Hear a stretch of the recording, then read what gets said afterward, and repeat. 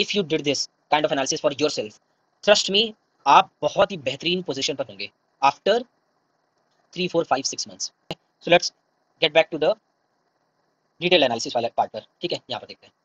ये देखो, ये मैंने क्या किया, अपना खुद का, ये दिस इज माई सेल्फ, मेरा खुद का आंसर की ये था। फिर उसके बाद मैंने मतलब मेरा खुद का आंसर था और डिफरेंट डिफरेंट क्लासेस के आंसर कीज यहाँ पर हैं, राइट। और ये यूपीएससी का फाइनल जो आंसर किया था वो है। ठीक है, ये करने के बाद ये चीज़ सबसे पहले करना है, उसके बाद फिर मैंने एनालिसिस पर मैं जाता हूँ। ठीक है, ये देखो, होता ये कि जब तक हम इस तरीके की चीज़ें नहीं एनालाइज करते हैं तब तक हम पूरी की पूरी तरीके से एकदम, हमें समझ में नहीं आता है कि हमारा जो ब्लाइंड स्पॉट है, किस जगह पर काम करना है, किस थीम पर काम करना है, किस एलिमेंट पर काम करना है, वो आइडेंटिफाई करना बहुत मुश्किल हो जाता है। ऐसे हम लोग इन जनरल वेग सजेशंस देना शुरू कर देते हैं, वेग सेल्फ एनालिसिस करना शुरू कर देते हैं। जब तक कि इस तरीके की डिटेल एनालिसिस हम अपना खुद का जो टेस्ट दिए अगर वो नहीं करते हैं, तो it would not give you proper point two work upon. ठीक है, इससे आपको क्लैरिटी मिलेगा कि किस सेगमेंट पर हमें फोकस करना है, किस सेगमेंट पर हमें मतलब कम फोकस करना है।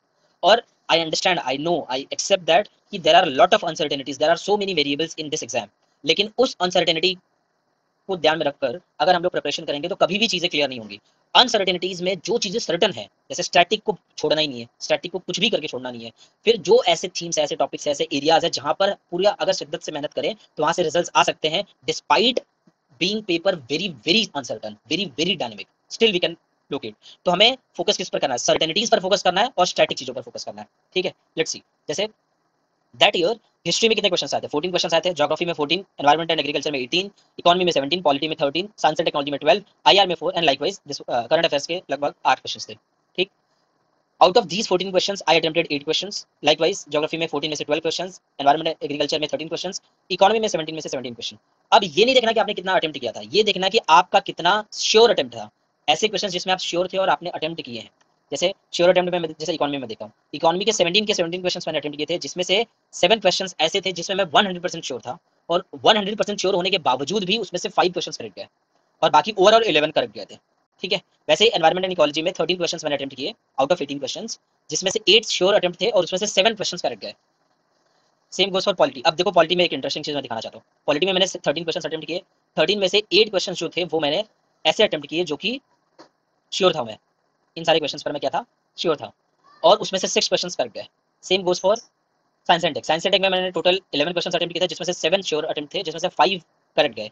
अब ऐसा टॉपिक देखना जिसमें आपने श्योर था, श्योर अटेम्प्ट किया था। जैसे हिस्ट्री में मैंने 3 क्वेश्चन श्योर अटेम्प्ट किए, जिसमें से 2 क्वेश्चन करेक्ट गए। गेस मैंने 5 किया था, जिसमें से 3 करेक्ट गया था। सेम अगर मैं इकोनॉमी में देखूँ तो 10 क्वेश्चन मैंने गेस किया था, जिसमें से 6 क्वेश्चन गॉट करेक्ट। मतलब इकोनॉमी में गेस वर्क उतना सटीक वर्क नहीं करता है। Same goes for guess. मैंने पॉलिटी का सबसे इंटरेस्टिंग है, पॉलिटी में मैंने 5 गेस किया था, जिसमें से सिर्फ 1 क्वेश्चन सही गया था, बाकी 4 के 4 गलत गए थे। इसका मतलब वहां पर कॉन्सेप्चुअल डेप्थ इशू था, वहां पर ऐसे क्वेश्चन पूछे गए थे जहां पर मैं ढंग से चीजों को अप्लाई नहीं कर पाया था। और ओवरऑल पॉलिटी में मेरे को सिर्फ 38% स्कोर आया था। इसका मतलब पॉलिटी पर मेरे को और भी ढंग से काम करना था। This is how we analyse. हमारा जो टेस्ट होता है उसमें किस तरीके से ढंग से हमारा एनालिसिस करते हैं। ठीक, ये एक चीज हो गया। अब उसके बाद आते हैं, उसके बाद मैंने क्या किया, हर सब्जेक्ट का, जैसे पॉलिटी का जितने भी क्वेश्चन पूछे गए थे उनका जो कीवर्ड था उसको मैंने डाला। जैसे एक क्वेश्चन था 5th शेड्यूल पर, तो 5th शेड्यूल वाला जो क्वेश्चन था उसका एनालिसिस मैं आपको बता दे रहा हूँ। उस क्वेश्चन में मैंने 50-50 श्योर था, नोन था, उसको गेस किया और वो करेक्ट गया, दैट इज गुड। अब ऐसे ही मैं दिखाता हूँ, एक क्वेश्चन आता है क्रिप्स मिशन पर। क्रिप्स मिशन पर मैंने फर्स्ट ऑप्शन जो था उसको ओवरलुक किया, सेकंड ऑप्शन को मैंने गलत तरीके से अप्लाई किया और गेस किया, बाद में वो गलत गया। सेम एक क्वेश्चन आता है मिनिस्टर्स का, परसेंटेज ऑफ मिनिस्टर्स। उसमें पूछा था कि हाउ मेनी परसेंटेज, मतलब कितने, मतलब अगर पार्लियामेंट है तो पार्लियामेंट में कितने परसेंटेज ऑफ जितने भी मेंबर ऑफ पार्लियामेंट्स है उसके कितने परसेंट मिनिस्टर्स हो सकते हैं, वो क्वेश्चन आया था। उसमें मैंने एक मतलब मिस इंटरप्रेट किया था उसको, दिल्ली लेजिस्लेचर से उसको कनेक्ट किया था, और जिसमें 15% होता है, जबकि इन जनरल जो सेंट्रल गवर्नमेंट होता है वहां पर 10% का होता है, मतलब 15% का सेंट्रल गवर्नमेंट होता है, दिल्ली लेजिस्लेचर में 10% का होता है। ये मैंने मतलब उल्टा अप्लाई कर दिया था, जिसकी वजह से वो चीजें वो गलत गई थी। तो इस तरीके से हर सब्जेक्ट का मैंने एक स्प्रेडशीट पर इस तरीके से मैंने एनालिसिस बनाया। ज्योग्राफी में सेम, जैसे एक पीक्स वाला क्वेश्चन आया था, मतलब नामचा बारवा, इस तरीके से डिफरेंट डिफरेंट पीक्स दिए हुए थे। उसमें मैंने कुछ चीजें ओवरलुक कर दी थी, बहुत जल्दी जल्दी में क्वेश्चन रीड किया, मेरे को लगा जस्ट हो ही जाएगा, और उससे वो गलत चला गया। सेम इकोनॉमी में भी ऐसे क्वेश्चन थे जहां पर मैं बहुत ही मतलब कुछ क्वेश्चन में, जैसे मैंने rapid financing and rapid credit facility का जो क्वेश्चन था उसमें एकदम वाइल्ड गेस किया था।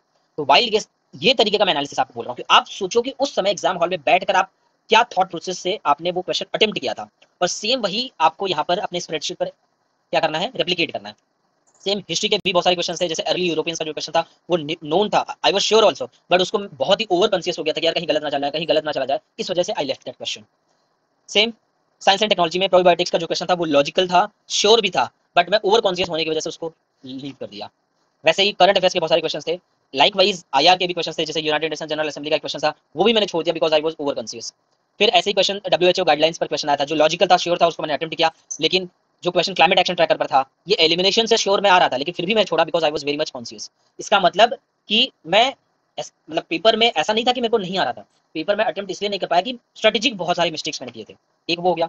नाउ अब मैं दिखाता हूँ आपको पॉलिटी में और डिटेल एनालिसिस कैसे करते हैं। सेम वही इस तरीके से मैंने पॉलिटी का एनालिसिस, उसका कीवर्ड, क्वेश्चन का कीवर्ड डाला, उसका एनालिसिस लिखा। उसके बाद मैंने क्या किया कि थीमेटिक मैंने क्लासिफिकेशन कर दिया कि पॉलिटी इन जनरल इस साल जो क्वेश्चन पूछे गए, हिस्टोरिकल अंडरपिनिंग से पूछा गया, पार्लियामेंट से, जुडिशरी से, कॉन्स्टिट्यूशन से, स्कीम से। क्योंकि अगर आप ऊपर ऊपर से देखोगे तो then you will not be able to understand what is the micro theme upon which we need to work. लेकिन जब इस तरीके से डिटेल एनालिसिस करते हैं then we get to know कि एक्चुअल में कहां पर वर्क करना है। जैसे हिस्टोरिकल अंडरपिनिंग से 2 क्वेश्चन आता है, एक करेक्ट गया, एक इनकरेक्ट गया। पार्लियामेंट से 7 क्वेश्चन आता है, 4 करेक्ट गया, 3 इनकरेक्ट गया। जुडिशरी से 4 क्वेश्चन आता है, सिर्फ 1 करेक्ट गया, 3 इनकरेक्ट गया। इसका मतलब जुडिशरी वाले एस्पेक्ट पर मुझे काम डिटेल में ढंग से करने की जरूरत है। ठीक, लाइक वाइज ज्योग्राफी के लिए भी ऐसा ही मैंने किया। ज्योग्राफी में फिजिकल ज्योग्राफी पर 3 क्वेश्चन आया, 2 क्वेश्चन करेक्ट गया, 1 लेफ्ट। इंडियन ज्योग्राफी में 5 क्वेश्चन आया, 2 करेक्ट, 2 इनकरेक्ट और 1 लेफ्ट। इसी तरीके से इकोनॉमी पर देखते हैं। इकोनॉमी में मैंने, देखना ध्यान से, इकोनॉमी में मनी, बैंकिंग, फाइनेंस, इंश्योरेंस पर 8 क्वेश्चन आया था, जिसमें से 7 क्वेश्चन करेक्ट गया, फिर इनकरेक्ट सिर्फ 1 गया। इसका मतलब जब मैं अब दोबारा से फोकस करूंगा तो अब मैं मनी, बैंकिंग, फाइनेंस, इंश्योरेंस पर उतना वर्क नहीं करूंगा, लेकिन ये एनालिसिस नहीं होगी। तो चूंकि मैं लास्ट ईयर का प्रीलिम्स क्लियर नहीं किया, इस वजह से अब मैं सब कुछ दोबारा वही पढ़ूंगा। और जब मैं हम लोग दोबारा रिवाइज करते हैं फिर पढ़ते हैं ना, तो हमारी ये टेंडेंसी होती है कि we tend to read those things which we are very much strong with. हम उन चीजों को उतना ध्यान नहीं देते हैं जो हमारे लिए थोड़ा सा डिफिकल्ट होते हैं। Are getting my point? Same history पर चलते हैं। हिस्ट्री पर भी सेम चीज मैंने वैसा ही किया।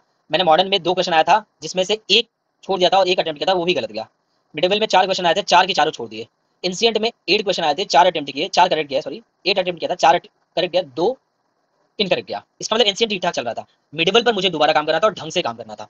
सेम मैं वैसे ही एनवायरमेंट के लिए किया। एनवायरमेंट में भी देखो, इकोलॉजी के ज्यादा क्वेश्चन सही जा रहे थे, 7 out of 6, 6 out of 7। Pollution के 4 में से 2 ही करेक्ट गया। इंटरनेशनल एफर्ट्स में से 3 में से 1 सही गया। नेशनल एफर्ट्स में से 1 अटेम्प्ट किया, 1 क्वेश्चन आता जो कि मैंने छोड़ दिया था। सेम अब आगे देखते हैं science and tech. Science and tech में क्या हुआ, बायोटेक का 5 में से 3 करेक्ट गया, नैनोटेक का 1 में से 1 करेक्ट गया, इन्फोटेक का 5 में से 3 करेक्ट गया। लाइकवाइज अभी आईआर में देख लेते हैं। मतलब मैं सिर्फ ये बता रहा हूँ, करंट अफेयर्स का देख लेते हैं। करंट में क्या हुआ, एनवायरमेंट से रिलेटेड 3 आया, उसमें से 1 सही गया। इकोनॉमी से 2 आया, 2 के दोनों ही सही गए। एग्रीकल्चर का 1 आया था, छोड़ दिया था। वर्ल्ड मैपिंग का 1 आया था, छोड़ दिया था। ये एनालिसिस दिखाने का मेरा सिर्फ एक सिंगल पॉइंट एजेंडा ये था कि आपको ये काम इस साल के प्रीलिम्स के लिए करना है। ये मैंने इस साल के लिए भी किया है, बट अभी मैं इस साल का 2022 का मैं बहुत डिटेल में किया था, इसलिए वो मैं अभी फिलहाल दिखा रहा हूँ। ठीक है, इतना क्लियर है?